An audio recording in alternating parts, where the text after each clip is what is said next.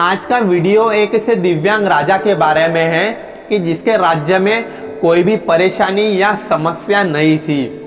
सभी लोग उस राजा से बहुत खुश थे और ऊपर वाले से धन्यवाद करते थे कि इतने अच्छे राजा को उनकी जिंदगी में भेजे हैं। वो राजा दिव्यांग था, उसकी एक आंख और एक पैर नहीं था, लेकिन फिर भी उस राजा को इस बात का दुख नहीं था।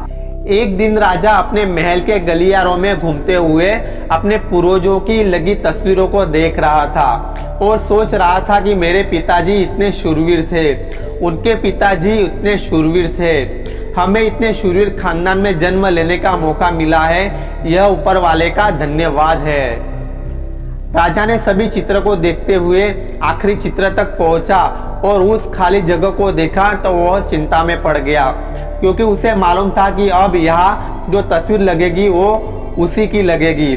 लेकिन राजा को इस बात की चिंता नहीं थी कि वो मर जाएगा। चिंता तो इस बात की थी कि वहाँ जो पेंटिंग लगेगी वो कैसी लगेगी। राजा को एक आंख और एक पैर ना होने की वजह से वह चिंता में पड़ गया और सोचने लगा कि इस गलियारे में इतने शानदार पेंटिंगें लगी है, लेकिन मेरी एक आंख और एक पैर ना होने की वजह से मेरी तस्वीर सबसे खराब लगेगी और सबसे भद्दी भी लगेगी। राजा ने सोचा कि मेरे मरने के बाद पता नहीं कैसी पेंटिंग बनेगी और क्यों ना मैं अपने जीते जी ही एक शानदार पेंटिंग बनवाऊं, ताकि मुझे ये सुकून मिल जाए कि मेरी यहाँ अच्छी पेंटिंग लगेगी।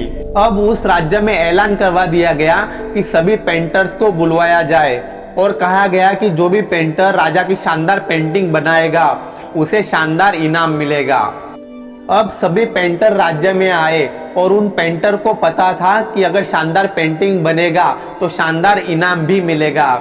लेकिन जिस राजा का एक आंख नहीं है, एक पैर नहीं है, उसका शानदार पेंटिंग कैसे बनेगा।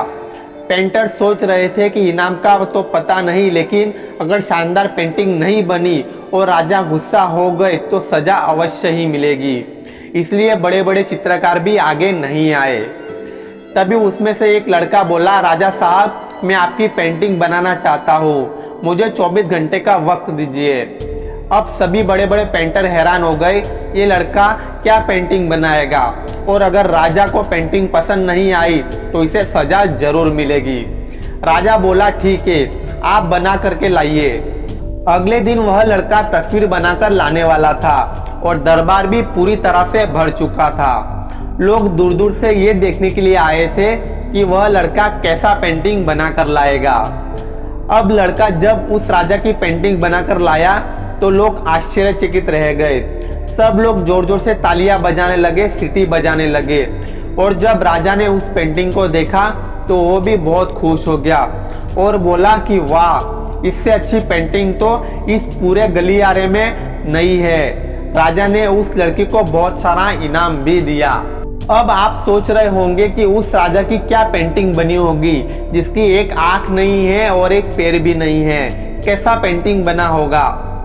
उस तस्वीर में उस लड़के ने उस राजा को एक घोड़े पर सवार किया था। एक साइड से उस राजा का एक पैर दिख रहा था और राजा तीरंदाजी करते हुए निशाना लगा रहा था, और निशाना लगाते वक्त एक आंख बंद हो जाती है और उस लड़के ने उस राजा की वही आंख बंद कर दी थी जो राजा के पास नहीं थी।